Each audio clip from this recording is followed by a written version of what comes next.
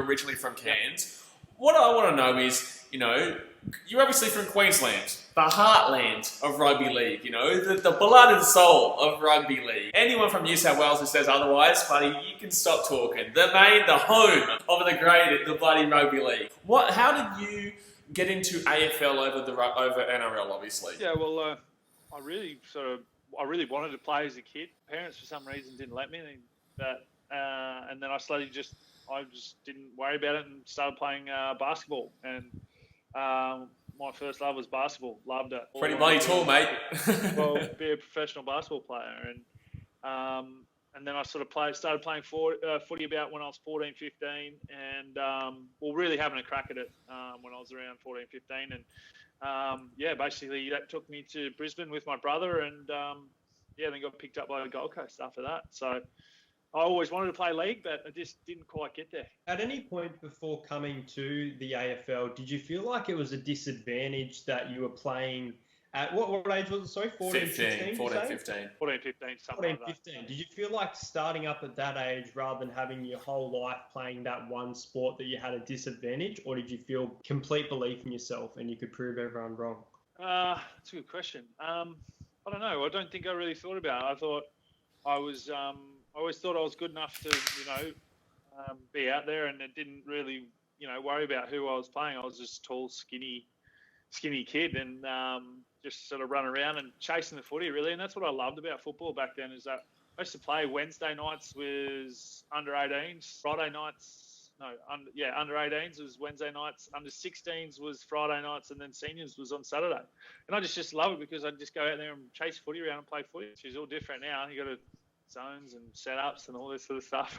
Yeah. But that's the way sort of I used to play, but I never really thought that I was at a disadvantage because, I hadn't played for that long, and sort of played long enough by the time I started playing and picked the rules up as I was going. I think basketball, and I played soccer as a young kid as well. So I think those sort of sports helped me in the game enormously. Yeah, you're definitely a late bloomer when it comes to professional sport, because there's two different theories in kind of sports science with talent identification, where you got your typical Cristiano Ronaldo type that has played one sport since they were could walk, and then you have your type that has a multitude of sports. It might have done, you got soccer, you got rugby league, you got basketball, you could have done maybe martial arts. People do tennis or something as well, and they put all of these together, and that kind of correlates with each other, and then they pick a sport that they're best suited to out of that. And you said, your height and your frame, that basketball was really suited to you, but it also applies to AFL as well. So I feel like all of those kind of culminated into being a good AFL spec, because the Suns obviously picked you because they looked at you and went, he has all these skills, but he has definitely the physical presence to play in the AFL. Yeah, absolutely. And you look at some of the best players in the comp these days, and that's, Pendlebury and Robbie Gray and Chad Wingard. Those guys are all phenomenal basketball players. So, blokes who have got, other sports other than just football that have been bred into them, like all the Victorians, I suppose, and Adelaideans. But yeah, I just think it's, that's what people ask me, when you go to schools and stuff like that. What does my kid need to do to become an AFL player? It's just a good basketball player. I say to them, don't play footy. Just go out and play any sport they want to play. Cricket, basketball, soccer, rugby, anything.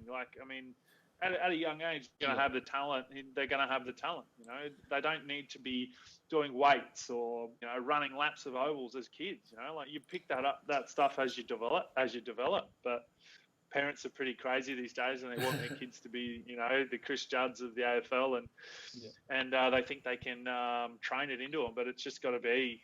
I think it's going to be a bit of a natural thing, and I think playing as many sports as you can and adding a few strings to your bow, that's all you can do. Well, I guess it is about the fact of just getting out there and playing sport and having that sporting mentality. It is a sporting mentality, and getting that in as young as possible is great. But yeah, it's just about that sporting mentality that separates the difference. It's not even necessarily something that can be it's not necessarily something that can be really trained into you, really. I feel like it's something that you already have, and then you just enhance it through no matter what sport you have, and then you can just apply it to the sport that you end up choosing, like yourself, you know? Yeah, well, that's it. And like, I'm putting it down to my brother, you know, like him, like I'm a competitor, and that's sort of the way I've always played my sport. Is that I'm just a fierce competitor, and don't really like losing, even though like probably my win-loss record's probably a little bit more loss. We won't get too much on the Suns there, mate.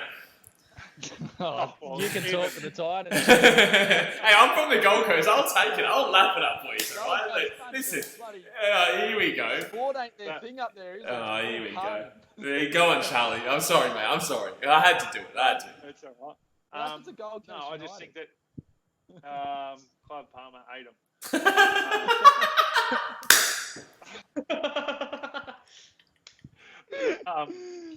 Oh, you didn't vote for Clive Palmer, did you?